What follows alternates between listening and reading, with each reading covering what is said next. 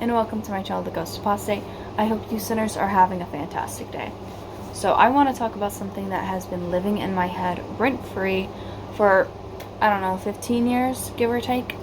Now, if you grew up as one of Jehovah's Witnesses, you probably have a similar story where there was something that you read, heard, or saw like as a child that just stayed with you from Watchtower. A lot of people, it's like the Revelation book or the Daniel book.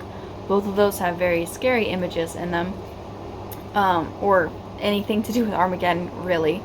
You know, it was one of those things where, like, the kids would get scared from it, and then their parents would be like, "Oh, well, don't worry, little Timmy. You'll be able to play with lions and snakes and tigers in the new world, so all of that bad stuff doesn't really matter." But you would still stay up at night wondering if God was going to take you with all the other people that he was throwing fire at. Yeah, Watchtower really prides himself on having like the kids and the adults learn at the same information. And that's not something that you should really be proud of, I don't think, because there are quite a few things that they have that aren't age appropriate that they teach. So yeah, I don't really think that's as big of a flex as you think it is, Watchtower, because adults and children are not, or should not be, on the same learning path, in my opinion. So the book that I want to talk about is a collection of Bible stories that the governing body decided that was all age appropriate and just great for kids, good learning lessons, life lessons and such. And you know, they compiled them all together and they put a bunch of graphic images, and they were like, yep, we're going to give this to parents and tell them to read them these stories before bed. Fantastic idea. Nothing will go wrong here. Surely not. Now, this is the older version of this book. This one is from 2004. They had like a revised or an updated book, I guess, called Lessons You Can Learn from the Bible, and that one's from 2017. But the one I grew up with was the one from 20 years ago. I know, ancient, 94 this year, going strong. So the one that I want to talk about, though, because there are quite a few that you can talk about in this book, but the one I feel like is the most atrocious is story number 20. And I was trying to think of like the best way to like talk about this, but I think it's better just kind of read it. So I guess a story time with me. Let's do it Dora the Explorer style. So it's story number 20, and the title is Dinah Gets into Trouble. So this sounds like a fun little story, doesn't it? So I do want to put a trigger warning here. This is a sensitive subject matter that we will be discussing. It's essay related, so if that is bad for your mental health, please click off the video, watch a video about cats being silly. That's what I usually do. It's great for your mental health. Real booster there. Okay, so Dinah gets into trouble. Do you see who Dinah is going to visit? She's going to see some of the girls who live in the land of Canaan. Would her father Jacob be happy about this? To help answer this question, try to remember what Abraham and Isaac thought about the women in Canaan. Did Abraham want his son Isaac to marry a girl from Canaan? No, he did not. Did Isaac and Rebekah want their son Jacob to marry a Canaanite girl? No, they did not. Do you know why? It was because these people in Canaan worshipped false gods. They were not good people to have as husbands and wives, and they weren't good people to have as close friends. So we can be sure that Jacob would not be pleased that his daughter was making friends with these Canaanite girls. Okay, so first, right out the gate, manipulation 101. They are going strong with this. So this is the book of Genesis 34, and it's verses 1 through 31. Now, I was curious about this because they're really trying to hammer in that Jacob was not on board with this. So I read this story in 6 different translations of the Bible, and not a single one of them said that Jacob was opposed to this. So first we have that question, would her father Jacob be happy about this? We don't know. It does not say. It doesn't say, oh, well, Jacob was really upset about this, or Jacob was for this. We have no idea because it's not written in the account. So trying to insinuate Jacob's feelings when they're not even stated That's very manipulative. And then they go on this other little weird tangent about Abraham and Isaac not wanting, anyone to marry a Canaanite girl. That doesn't matter in this context. That has no purpose in being in this story because they're not in this account. Their opinions don't matter. They are not Jacob. That's Abraham and Isaac. Two different people. It's weird to have a person that you're trying to say, oh, I wonder what their feelings were, and then you go to one of their relatives. That would be like, oh, do you know how Satan feels about human suffering? Well, it's probably the same as what his father feels about human suffering. God. So God and Satan probably share the exact same feelings about human suffering. Do you see how insane that would be to a Christian to ask that question? And yet that's what they're doing here. They're talking down, basically. They're trying to put this insinuation out there, hoping that you just won't use your thinking ability to see that this is bullcrap. And also, the reason why they're doing this, the reason why I'm saying it's manipulative, is because they have to have a narrative that you think Dinah is a bad person. So we need the children to think that Dinah is disobeying her parents, and therefore the rest of the account happens because she disobeyed. But that point doesn't stand because it's not in the account that Jacob and Dinah's mother said that she shouldn't go. It's their opinions, their feelings about the matter are never stated, so therefore we can't say that Dinah was disobeying.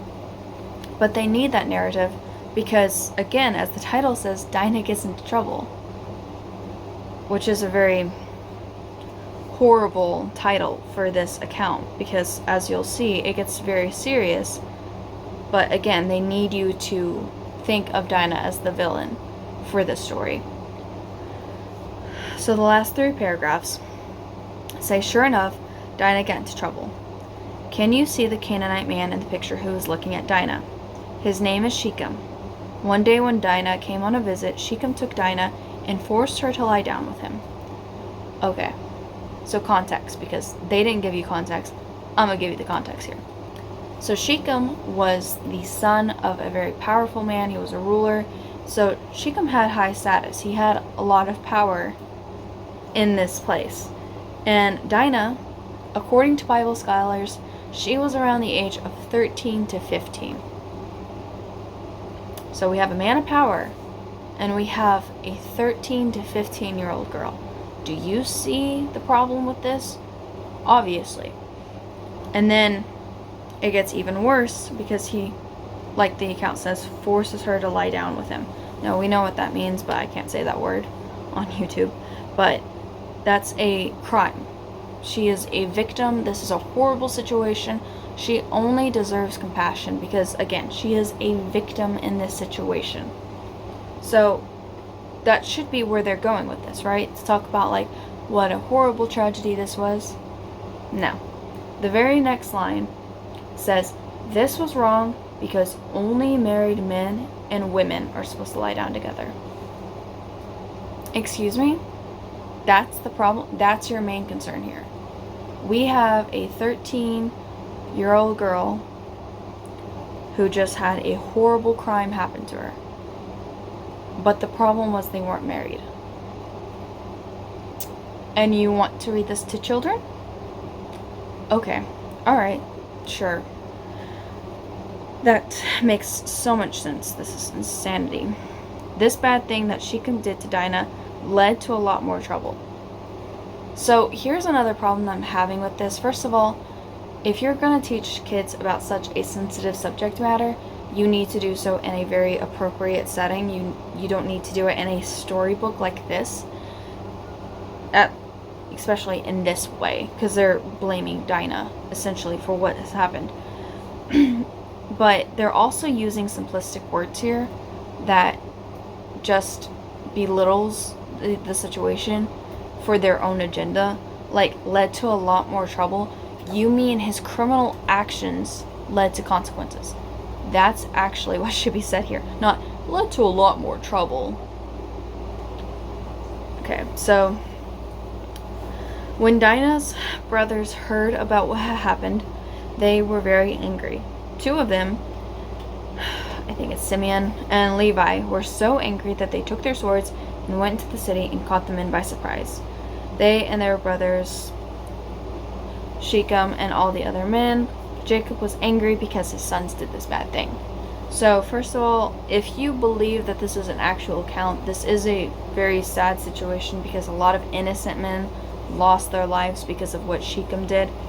But if you believe this is just like a story, the way that they surprised the men was actually pretty smart and pretty funny, because they convinced them all to get circumcised, and when they were, resting after getting circumcised, then they went in and took them all out. But again, it depends on how you view the story. It could be either a tragedy because like a lot of innocent men lost their lives, or it could be kind of just funny because Shechem got his just desserts. But the last paragraph is the most disgusting thing I've read in a very long time. Like, it's already so bad because they're already blaming Dinah for a situation that she's just the victim in. But Watchtower decides to just dig it in a little deeper. How did all this trouble get started? It was because Dinah made friends with people who did not obey God's laws. We will not want to make such friends, will we? And that's the way they end this story. And I want to say, again, another reason in Dinah's defense, because not only do we not know if she was allowed to do this, but also she didn't have girls her age to hang out with. She didn't have sisters, she just wanted friends. And that's one of the reasons why she went to those girls, because when you're a child, you need peers in order to develop properly. You want to have friends. It's a desire. It's a natural desire. But essentially, they're shaming her for not just isolating herself and reading her, I guess it would be scrolls at the time. Like, it's complete insanity to have it written this way. And the illustrations are just so bizarre too, because like they have Dinah looking much older than what Bible scholars think that she would be, because again, she's 13 to 15. And then you have Shechem, who is obviously a grown adult, staring at her like that. And they have this illustration up, and they still want you to think of Dinah as the bad guy in the story, which is saying a lot. So this story is very dangerous because of a few different reasons. First of all, it's victim blaming, which is a horrible thing. It kind of conditions people to think that if something bad happened to them, oh, it must have been because I did something, which is a horrible mindset to have, especially for a child. It's very dangerous. You don't want children to think that their innocence and naivety being taken advantage of is their fault, because it's not. They're supposed to be protected. That's what we adults are supposed to do. We're supposed to protect and look out for them.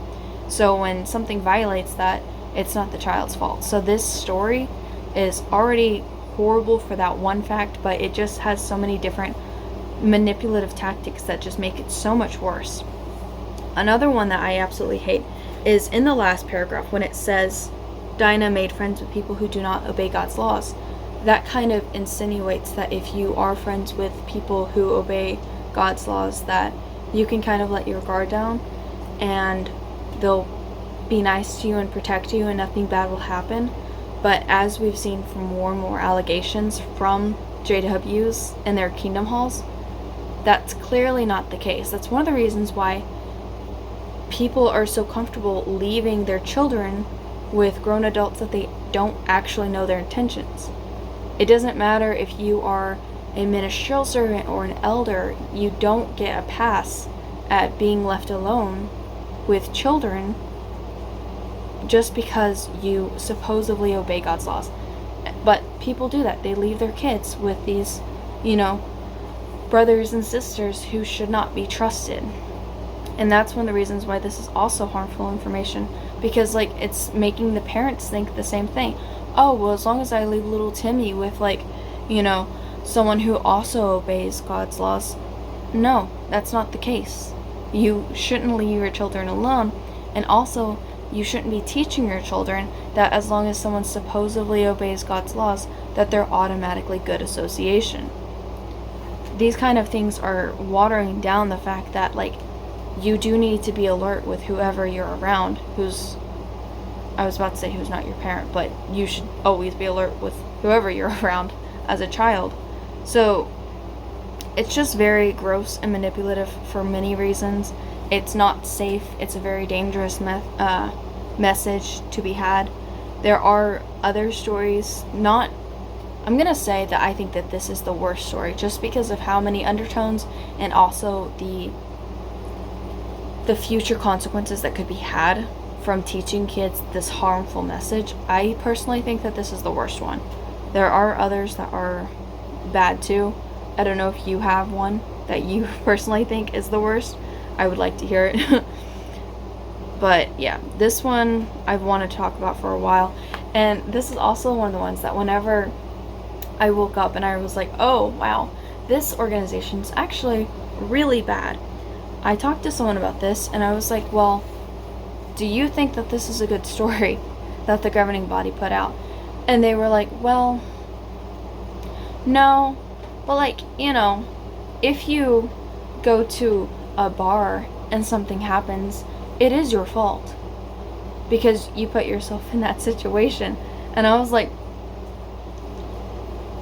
I don't want to ever talk to you again, frankly.